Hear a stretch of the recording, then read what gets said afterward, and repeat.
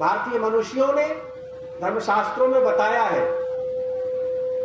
धर्म, अर्थ, काम और मोक्ष, ये 4 पुरुषार्थ हैं। धर्म के बिना हमारा काम नहीं चलता। धर्म का मतलब है स्वाभाविक गुण। जैसे पानी का धर्म है शीतलता, पानी का धर्म है शीतलता। 100 सेंटीग्रेड पानी खौलता हो और वह खौलता हुआ पानी यदि अग्नि पर गिर जाए तो क्या होगा? अग्नि ठंडा होगा ना, शांत होगा ना। वो अपने गुण धर्म को कभी छोड़ता नहीं है। भले वो गर्मी को प्राप्त कर लिया है, अग्नि के संयोग से वह भी गर्म हो गया है, लेकिन फिर भी वो अपने स्वभाव को छोड़ता नहीं है। उसका गुण, उसका जो धर्म है वो उसमें वर्तमान रहता है। उसी प्रकार से अग्नि का धर्म है दाहकता, जलाना। मिट्टी का धर्म कठोरता। इसी प्रकार से 5 तत्वों का जो गुण है, धर्म है, सब में गुण धर्म विद्यमान है। उसी प्रकार से मनुष्य का भी धर्म है, मनुष्य का भी धर्म है मनुष्यता। मनुष्य का धर्म क्या है? मनुष्यता, मानवता, आदमियत। आदमी तो हो, लेकिन आदमियत नहीं है तो आदमी नहीं हो, आदमी के ढांचे में हो। आदमी के ढांचे में हो लेकिन आदमी नहीं हो। जन्म तो लिए हो आदमी बन करके, मनुष्य बन करके, लेकिन मनुष्य की तरह जी नहीं रहे हो। मानुष होके नाम मुआ सो ढांगर ढोर, एको जीव खैर नहीं लागा, भया सो हाथी घोर। मनुष्य होकर के जन्म तो लिया है, पूर्व जन्म कृत संस्कार का परिणाम कि मानव का जन्म मिला है, लेकिन मनुष्य की तरह जी नहीं रहे हो, मनुष्य की तरह मर नहीं रहे हो। जी रहे हो कैसे? पशु की तरह, घोड़े की तरह, हाथी की तरह, बैल की तरह। हाथी की तरह झूमते हो, चाहे शराब पी के झूमो, शराब के मद में, चाहे धन के मद में। धन के मद में भी लोग बहुत झूमता है, किसी को कुछ समझता नहीं है। कुछ लोग विद्या मद भी होता, पढ़ा लिखा खूब है, विद्या विवाद आय, उस विद्या का उपयोग वो विवाद के लिए करता है।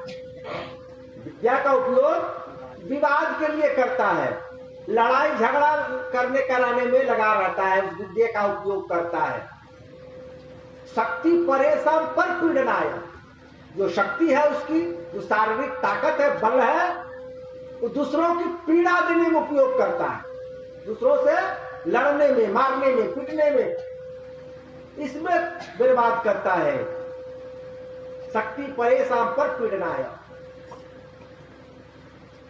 तो धनमद, गुणमद, विद्यामद, ये सारा मद, ये सारा अहंकार में यदि जी रहे हो तो समझो कि हाथी की तरह जी रहे हो, आदमी की तरह नहीं जी रहे।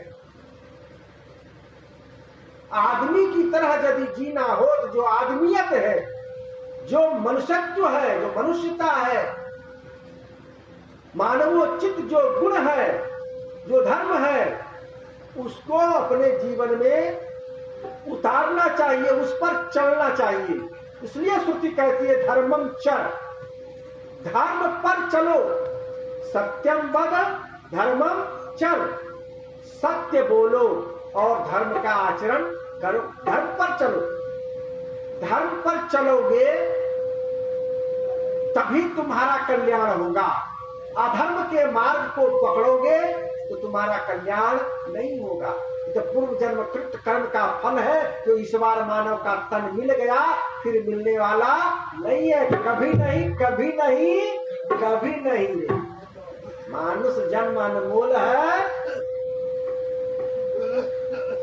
माटी में न रोल रे, इसको मिट्टी में मत मिलाओ भैया। इस जन्म को समझो, इसकी सार्थकता को समझो। तो मनुष्य मानव चित्त जो गुण है वो क्या है? मानुष रे तेरा गुण बड़ा। साहब कहते हैं हे मनुष्य, तुम्हारे गुण की ही प्रधानता है। मानवोचित गुण का यदि तुम अपने जीवन में अंगीकार करते हो, आत्मसात करते हो, उस पर चलते हो, तभी तुम्हारी कीमत है, नहीं तब तो तुम व्यर्थ हो, बेकार है। मानुष रे तेरा गुण बड़ा, मांस न आवे काम। ये मांस का जो हाड़ चाम का जो तुम्हारा शरीर है, ये किसी काम का आने वाला नहीं है। मानुष रे तेरा गुण बड़ा, मांस न आवे काम। हाड़ न होते आभरण, त्वचा नवाजन बात। अरे खस्सी पाठा का मांस तो देखो 300 रुपया किलो बिक जाता है, 600। वो देखो भैया महंगा हो गया होगा, 600 रुपया किलो मछली, 600-500 रुपया भी होगा उसका मांस। लेकिन तुम्हारा मांस का 100 रुपया किलो बिकेगा। ये आदमी का मांस का 100 रुपया किलो बिकेगा। पशु की चमड़ी देखते हो कितना ठन ठन नाल बोझ रहा है। ये पशु चर्म तुम्हारे चमड़ा का खंजरियों छराएगा क्या? और तुम्हारी हड्डी का क्या बनेगा? उसका भी कुछ नहीं बनेगा। दांत का कौओ नहीं पूछेगा। दांत टूट जाता है तो फेंक देते हैं ना बचपन में, कौआ भी नहीं ले जाता है उस दांत को। और हाथी के दांतन के खिलौना बने भांति भांति। हाथी का दांत का खिलौना बहुत बेशकीमती होता है, जो लाखों करोड़ों में बिकता है।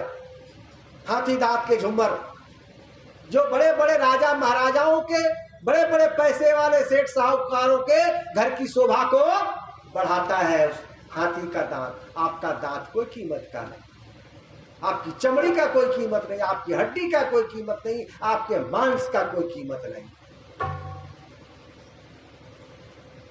मानुष रे तेरा गुण बड़ा, मांस न आवे काम। हाड़ न होते आभरण, त्वचा न बाजन बाज। तुम्हारे शरीर का कोई भी अंग किसी काम में आने वाला नहीं है। हाँ, तुम जब तक जीवित हो तो मानवोचित जो गुण है, मानवोचित जो धर्म है, उसका यदि जीवन में पालन करते हो तो वो काम आने वाला है। वो आपको भी काम देगा और दूसरे को भी काम देगा। तो मानवोचित गुण क्या है? साहब ने कहा कि दया, गरीबी, बंदगी, समताशील स्वभाव, इतने लक्षण साधु के कहीं कबीर विचार। साधु से मत समझ लेना कि केवल सुन ले बाबा के लिए है। साधु से मतलब या सज्जन है। कबीर साहब का साधु शब्द किसी व्यक्ति विशेष के लिए नहीं, कबीर साहब ने साधु शब्दों का प्रयोग सज्जन के लिए किया है कि सज्जन व्यक्ति वही है, सज्जन व्यक्ति वही है जो इन 5 गुणों को अपने जीवन में धारण करता है। उसी को सज्जन कहा जाता है। जिनके पास ये 5 गुण नहीं है वो सज्जन नहीं है। तो कितना भी पैसा वाला क्यों नहीं हो जाए, कितना भी महल वाला क्यों नहीं हो जाए, लेकिन यदि यह 5 मानवोचित जो गुण है, ये गुण यदि नहीं है तो वो सज्जन नहीं है, वो मनुष्य नहीं है। मनुष्य तो वही है जो सज्जन है, और सज्जन ही साधु होता है। सज्जन ही साधु होता है और मनुष्य ही सज्जन होता है। जिस मनुष्य में सज्जनता नहीं है वो मनुष्य कहलाने के लायक नहीं। सज्जनता क्या है? साहब ने पहली बात कहा दया। 1 नंबर में क्या दिया? दया। क्योंकि दया धर्म का, गोस्वामी जी ने कहा कि दया धर्म का मूल है। अरे पाप मूल अभिमान, तुलसी दया न छाड़िए जब लग घट में प्राण।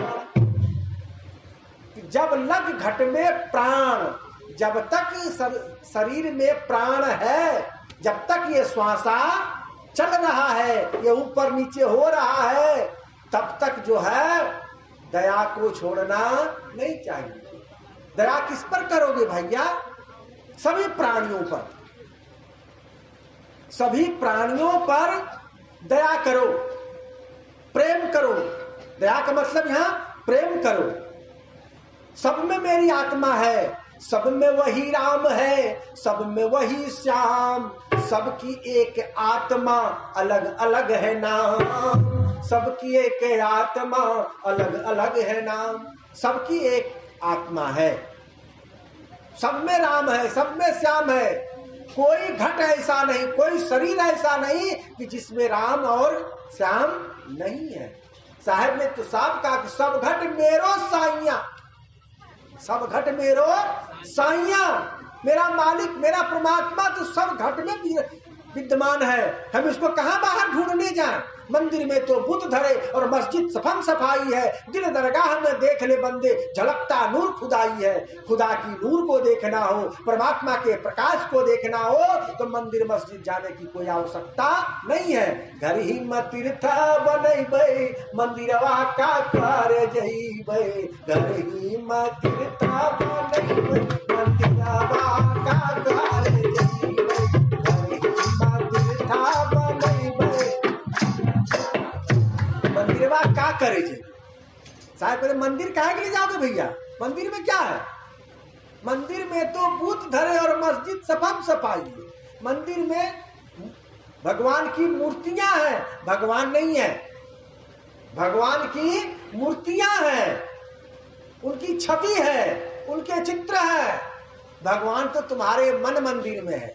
इसीलिए ना मंदिर भी जाते हो, मंदिर नहीं जाओ ऐसा मैं नहीं कह रहा हूं, मंदिर भी जाओ, लेकिन मंदिर में जाते हो जिस देवता की आप पूजा करते हो, तो आप यदि वह भगवान है, मान लो शिव जी के मंदिर है, शिव जी का वहां मूर्ति है, तो आप यदि उसको भगवान मानते हो तो भगवान तो है ही है? देख ही रहोगे भगवान है। तो उनको बेलपत्र चढ़ा दिया, अक्षत चढ़ा दिया, पुष्प चढ़ा दिया, नैवेद्य समर्पण कर दिया, सब कुछ कर ही दिया, फिर हाथ जोड़कर चले आओ। लेकिन आंख मूंद के क्या देखते हो? आंख खोलकर देखोगे भगवान तो सामने आई है, भगवान तो सामने था ही, तो आंख खोल के नहीं देखोगे, आंख बंद करके क्या देखते हो? इसका मतलब है कि बाहर जो दिखाई पड़ रहा है वह भगवान नहीं है, वो भगवान की छवि है, वो भगवान की मूर्ति है। और भगवान जो है वो तो मन मंदिर में है। इसलिए मन मंदिर में रहने वाले भगवान को हम आंख बंद करके देखते हैं। क्यों? कि बाहर की दुनिया जब तक देखते रहेंगे तब तक अंदर का परमात्मा दिखाई नहीं पड़ेगा। बाहर की दृष्टि बंद करके जब अंदर में प्रवेश करेंगे तभी परमात्मा का दर्शन होगा। दिल मा खोज, सदगुरु कबीर साहब ने कहा परमात्मा को कहाँ खोजो? तो दिल मा खोज, दिल ही मा खोजो, यह करीमा रामा। मैं बार बार कहता हूं कि दिल में खोजो, दिल ही में खोजो, इधर उधर जाने की जरूरत नहीं है। दिल में खोज, दिल ही में खोजो, यह करीमा रामा। इसी जगह तुमको राम मिलेंगे, करीम मिलेंगे, रहीम मिलेंगे। जिस ईश्वर परमात्मा खुदा को तुम देवी देवता को खोजोगे वो हृदय में मिलेगा, मन मंदिर में मिलेगा, दूसरे जगह नहीं मिलेगा। हाँ, मठ मंदिर है, किस लिए है? वो शांत एकांत जगह है। घर परिवार में रह करके भजन पूजन नहीं हो पाता है। बैठे हैं ध्यान में, बेटा बच्चा बुतरू उधर हल्ला गुल्ला करने लगा है, भंडारी उधर भंडार बनाया, हाँ थरिया गिर गया नीचे, हड़बड़ा के आवाज हुआ। ध्यान लगेगा जी? नहीं लगेगा। इसीलिए मठ मंदिर का निर्माण किया गया कि भाई पूजा पाठ के समय घर गृहस्थी को त्याग कर और मंदिर में जाओ, भगवान को पत्रम पुष्पम समर्पित करके एक कोने में बैठ करके और वहीं पूजा पाठ करो, ध्यान करो, परमात्मा का ध्यान करो और सुमिरन करो। अंदर में तो गए हो ध्यान करने, पूजा करने के लिए, और मंदिर के पिंडा पर बैठ के लोग गंजा पी रहा, खिड़की से नाक में धुआं आ गया। ध्यान लगेगा जी, मंदिरों को बर्बाद कर दिया। इसीलिए इस दृष्टिकोण से मंदिर की जो है लोग शिकायत करते हैं।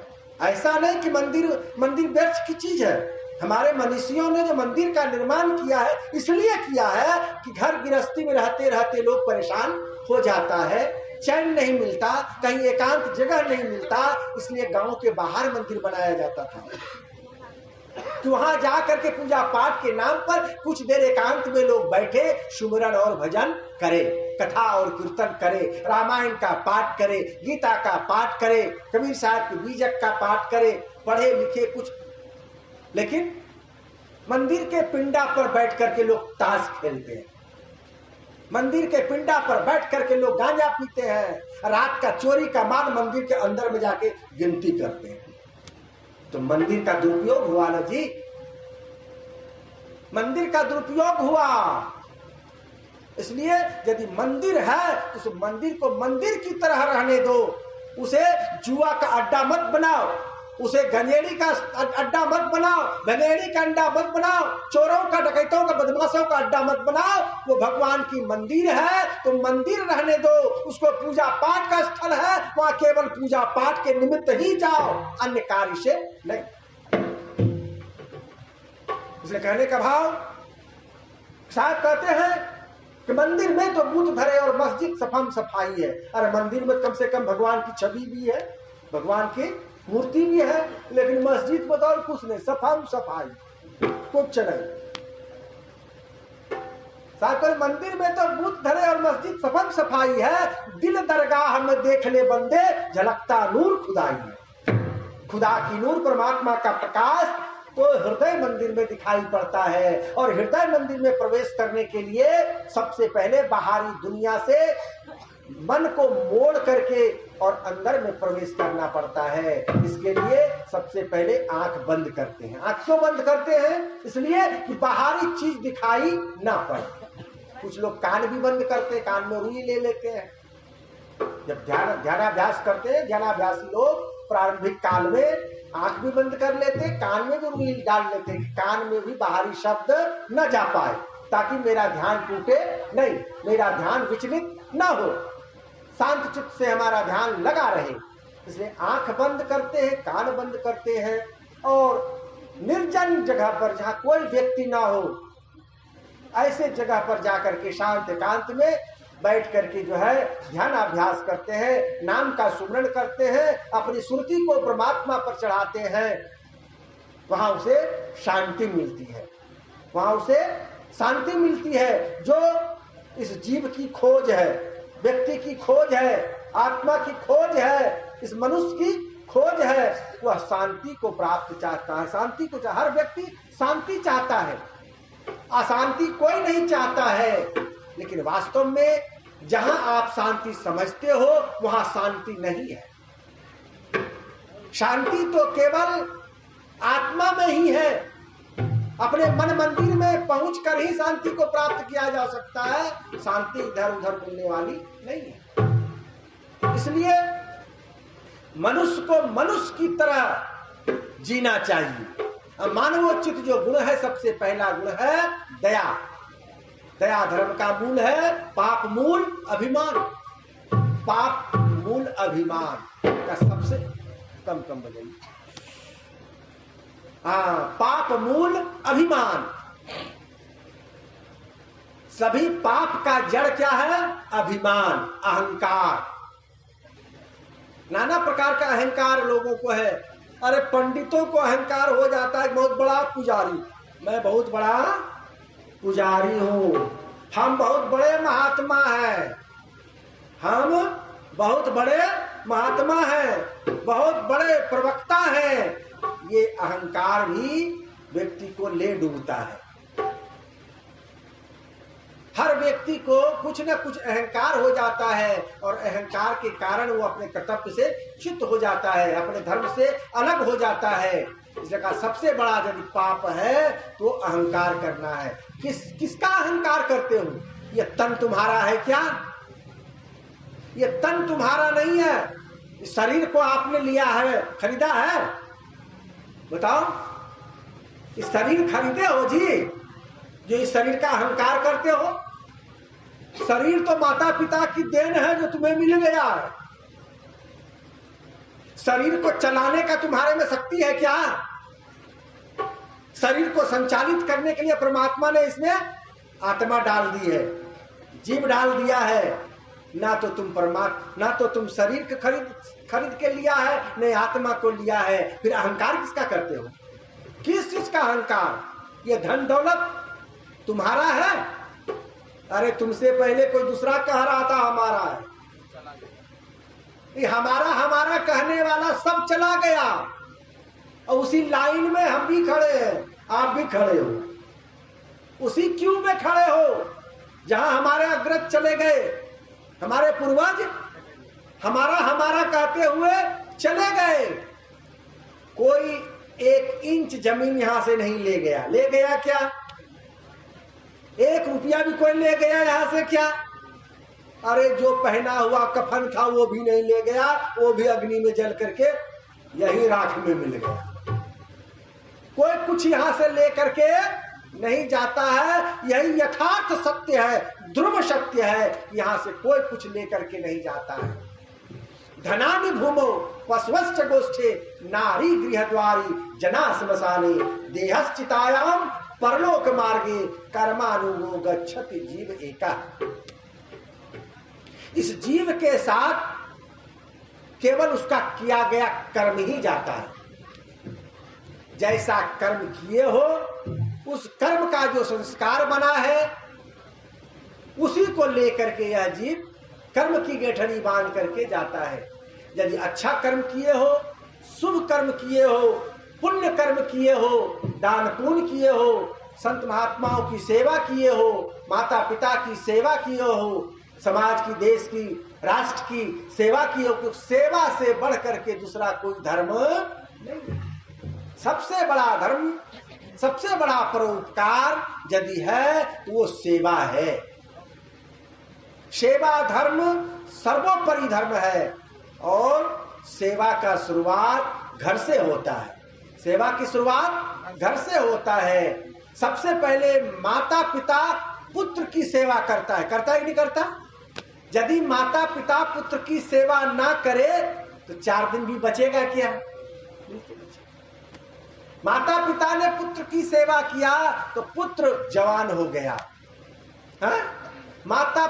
फिर गुरु ने सेवा किया विद्यादान दे करके, शिक्षक ने सेवा किया विद्यादान दे करके, वो शिक्षित हो गया, ज्ञानी हो गया, रोजी रोटी कमाने खाने के लायक हो गया। ये सब सेवा से।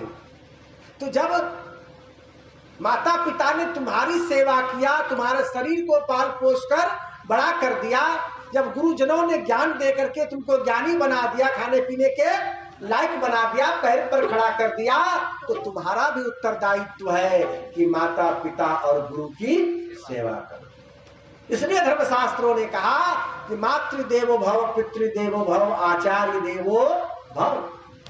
माता पिता गुरु और आचार्य ये देवाधिदेव है। इन देवताओं की सेवा करो, क्योंकि इन्होंने जो तुम्हारी सेवा की है, उस सेवा के ऋण से वो ऋण नहीं हो सकते हो जब तक कि माता पिता और गुरु की सेवा नहीं करोगे। तो सेवा धर्म सर्वोपरि धर्म, और इस धर्म का पालन करना हर व्यक्ति का कर्तव्य है। यदि आप अपने माता पिता की सेवा नहीं करोगे तो आपका बेटा भी आपकी सेवा नहीं करेगा, क्योंकि वो भी देख रहा है ना, दादा दादी को झनकार कर बोलते हैं, थरिया फेंक के देते हैं, वो देख रहा है, सुन रहा है। जब बड़ा होगा तब वही चाल आपके साथ करेगा। वो कहानी हमारे संत लोग कहते हैं ना कि एक जो है पढ़ी लिखी घर की, मतलब शिक्षा भी कभी कभी जो है ना गलत व्यक्ति के हाथ में चला जाता है, तो शिक्षा का भी दुरुपयोग होने लगा। कहने को तो पढ़ी लिखी थी, शादी विवाह हुई, ससुराल आई, नैहर में उसकी माताजी भी उसी तरह की थी। वो वहीं से कह के भेजी कि बेटी डरना नहीं किसी से। क्या कही? बेटी ससुराल में डरना नहीं किसी से। फिर कहेगी क्यों नहीं? क्या फ्री में नहीं, 7 लाख दिए हैं, 7 लाख दिए हैं, डरना नहीं। कुछ होगा तो फोन करना, लो एक तो मोबाइल भी दे देते।